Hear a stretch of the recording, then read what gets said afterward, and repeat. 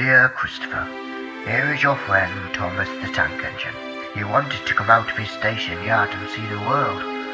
These stories tell you how he did it. I hope you will like them, because you helped me to make them. Your loving, Daddy.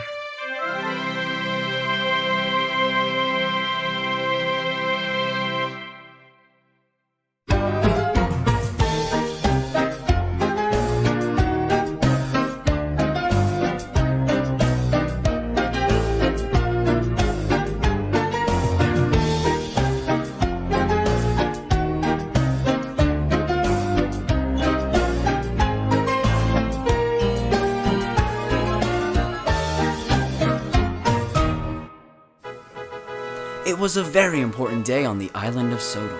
A famous visitor was coming from the other railway, and all the engines were very excited. All except for Gordon. I heard he was the first engine to go 100 miles an hour, puffed Percy. Well, I heard he's been all around the world, Thomas said excitedly. He's one for the books, added Duck. Pah, huffed Gordon. He's all talk. He always has been. Just because he's your brother doesn't mean you should be so hard on him. Rubbish, Edward. You'll see he's nothing but a... Shh, here he comes. Just then, a big green express engine rushed by. And just like that, he was gone. Now that's a guaranteed connection, puffed Duck. He's not so grand, Gordon huffed to himself. That afternoon, the engines talked to the visitor.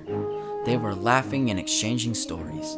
Everyone was having a great time. Just then, Gordon arrived. He needed to fill up on water. Well, if it isn't my little brother Gordon, how are you, old fellow? Only stopping for a drink. I don't have time to chat. And stop calling me little brother! The Flying Scotsman only chuckled. This made Gordon very cross, and he wished away to collect the express.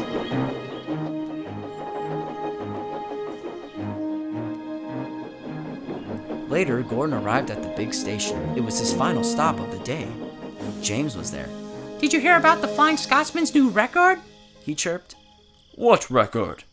Huffed Gordon. Flying Scotsman said the reason he's here is to set a record.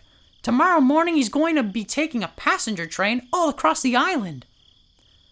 Just then the signal changed, the guard blew his whistle, and it was time for James to leave. No time to talk. I'm a guaranteed connection. I'm as red as a rocket and twice as fast. The Flying Scotsman is going to try to beat my speed record. Gordon was exhausted. His train that day had been more full than usual, and he longed for a good night's rest. But to Gordon's surprise, there in his berth was the Flying Scotsman. He was laughing with the other engines. Oh, hello there, Gordon. Hope you don't mind. Your friends insisted that I sleep here tonight. Isn't that kind? Gordon couldn't believe what he was hearing. He just huffed away in shock.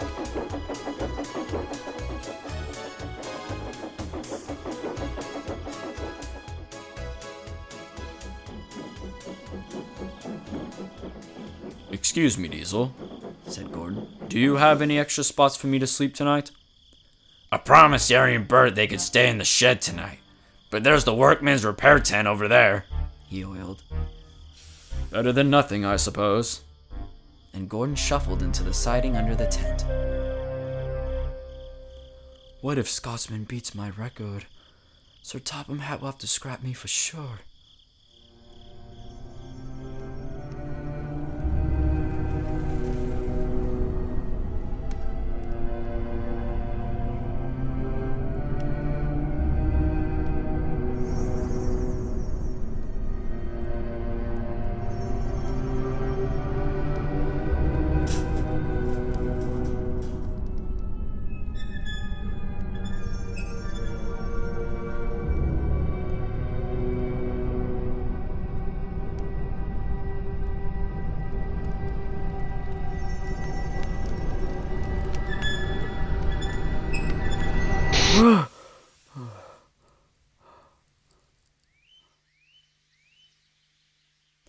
If Scotsman wants to beat my record, he'll have to get to me first.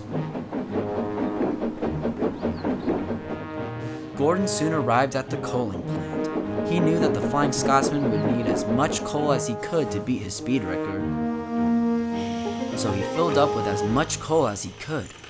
Stupid Scotsman, he huffed. I'd like to see him beat my record with no coal. Stop, Gordon! Called Percy. That's the last of the coal we have. More won't be delivered till tonight. Gordon pretended not to hear Percy and puffed away. Later, the Flying Scotsman arrived to fill up on coal. Sorry, Puffed Percy. there's no more coal left in the hopper. You'll have to wait till tonight. Bother, Huffed Scotsman. I need to save as much coal as possible. I need to break that record. And he steamed out of the coaling plant. At the station, everyone was waiting. There he is! Called James. The Flying Scotsman backed down onto his train. The record is mine. The record is mine. Are you ready? Called the station master. 3, 2, 1, go! And the Flying Scotsman raced out of the station. He raced all over the island. The wind whistled through his wheels as he puffed across the countryside. I'm going to do it. He said happily.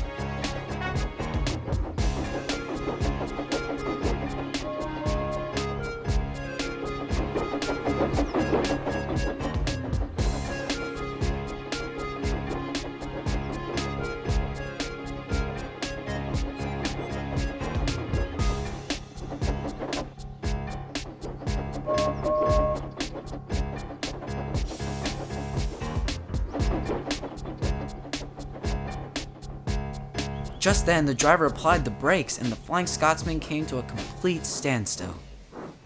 What's going on? He huffed. I was going so well.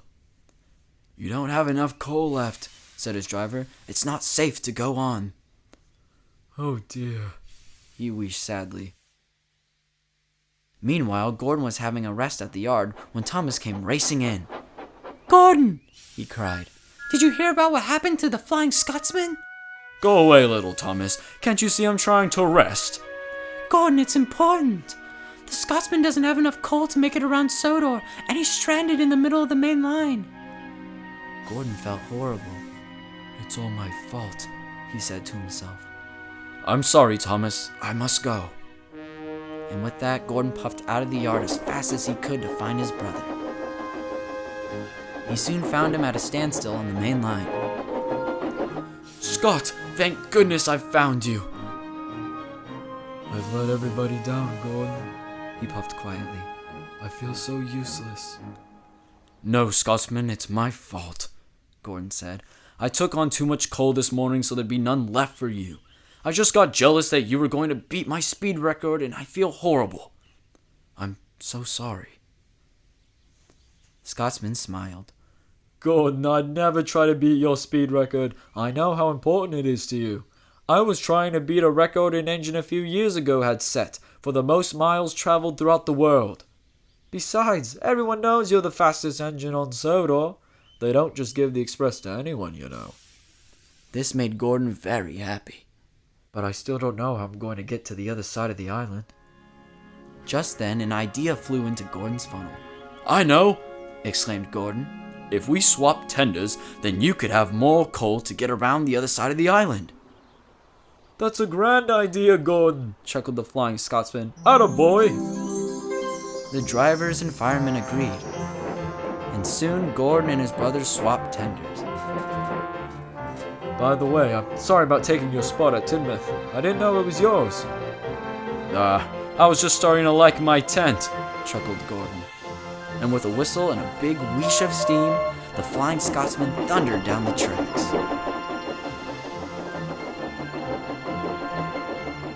Later, Edward arrived to push Gordon home. I heard about what happened. Edward said. You did something very silly today.